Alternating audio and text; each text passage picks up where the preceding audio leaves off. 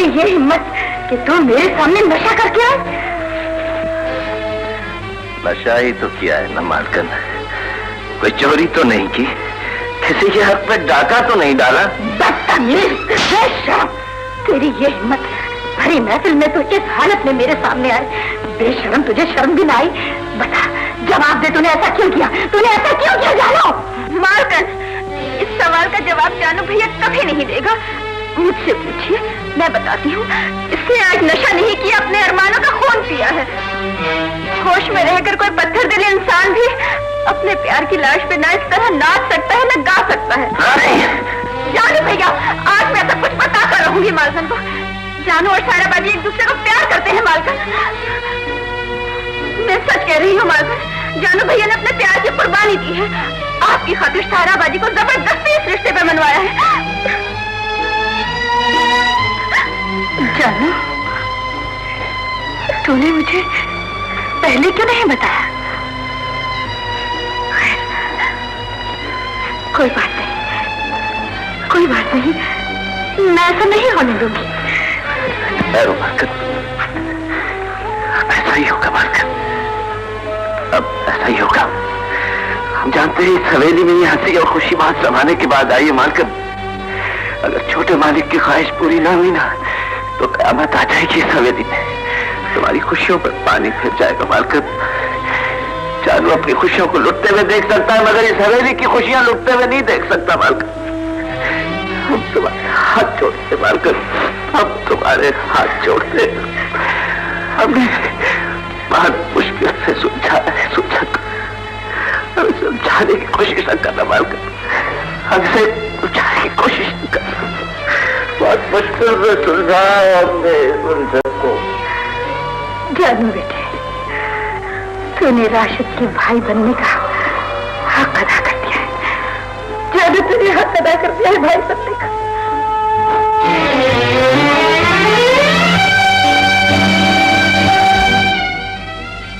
तुम्हारी ये मजाल? छोटे मालिक, हमने सिर्फ ये कहा था कि लेन देन हिसाब किताब सब जानू से होता रहा है, मालकिन के हुक्म के मुताबिक। बकवास बंद कर। हुक्म का बच्चा, मेरी गैर हाजिरी में बहुत हेर फेर कर लिया उस बेईमान ने। अब मैं आ गया हूं। मेरे होते हुए मेरे माल पर चौधरी बनने का जानू को कोई हक नहीं। और हाँ, खबरदार खबरदार, अगर किसी ने मेरे मुकाबले में जानू का नाम लिया तो मुंह तोड़ दूंगा। राशिद, ये तुम क्या कह रहे हो? ठीक कह रहा हूं मां। चलो जाओ यहां से, जाओ। बेइज्जती की भी एक हद होती है मां। मेरी जागीर में न कोई मुझे जानता है ना मानता है। दो कौड़े के किसान जब दिल चाहता है मुझे जलील करके रख देते हैं। और ये सब कुछ महज इस वजह से होता है कि मुख्तारनामा जानू के नाम है। जानू के नाम है तो क्या हुआ? तुम दोनों एक ही तो हो।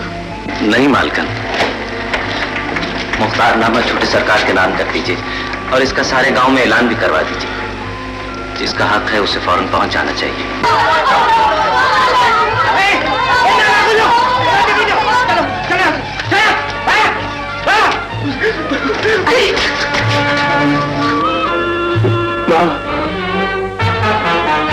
मुझे बचा लो, मुझे बचा लो, मुझे वहां डालो, मुझे अपने घर में छुपा लो, मुझे बचा लो, मुझे बचा लो।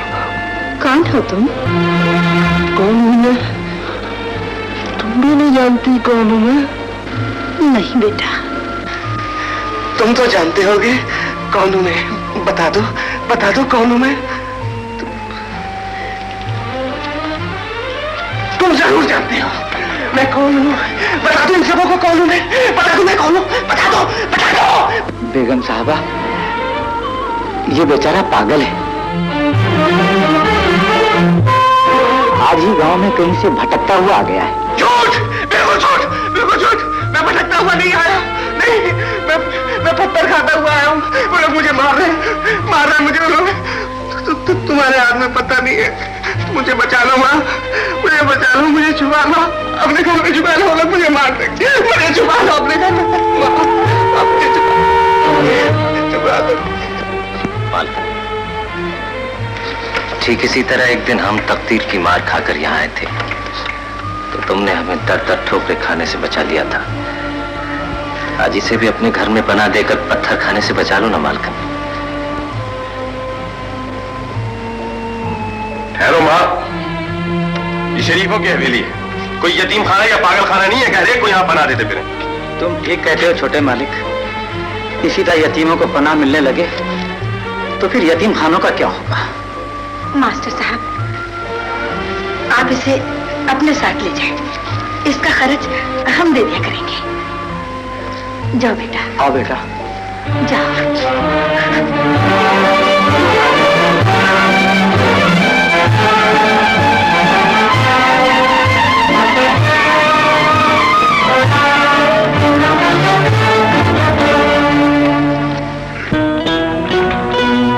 मास्टर जी, कहाँ हूँ बेटा?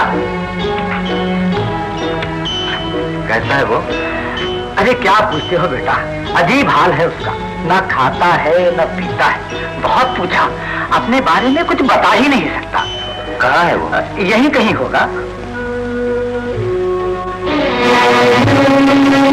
मास्टर साहब, ये तस्वीर किसने बनाई है? पता नहीं बेटा, मैं भी अभी देख रहा हूँ।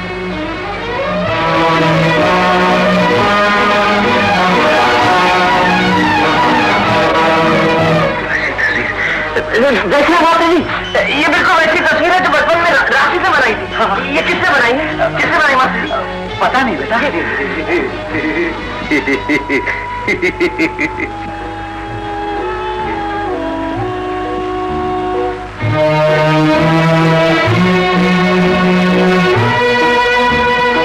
तुमने बनाई है ये तस्वीर? ये तस्वीर तुमने बनाई है?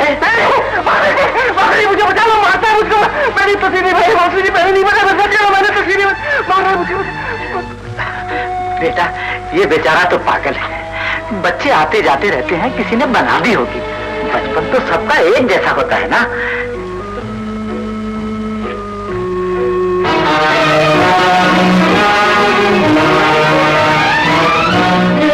राशि जिंदा है और वो यहां तक आ पहुंचा है। वो अपनी याददाश्त खो चुका है, लेकिन इसके बावजूद वो हमारे मंसूबे की राह में बहुत बड़ी रुकावट बन सकता है।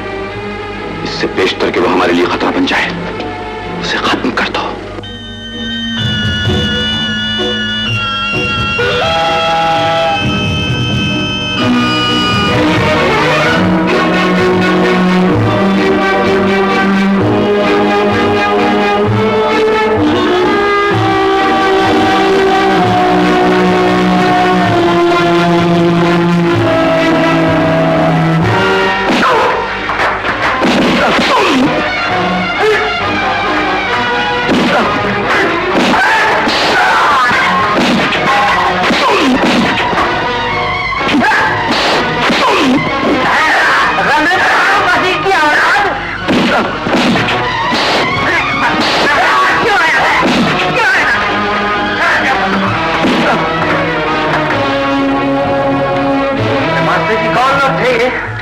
इसको क्यों मारना चाहते थे?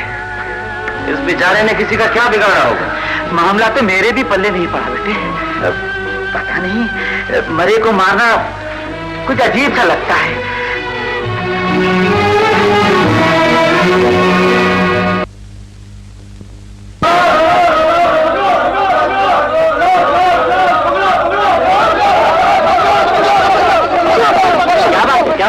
जानो मुंशी जी के हुक्म से मैं 10 के टुकड़े कर रहा था और जब लकड़ी लेके भाग आया। नहीं, मैं इसके टुकड़े नहीं होने दूंगा। मैं इस निशान को नहीं मिटने दूंगा। कौन सा निशान? मैं देखूं।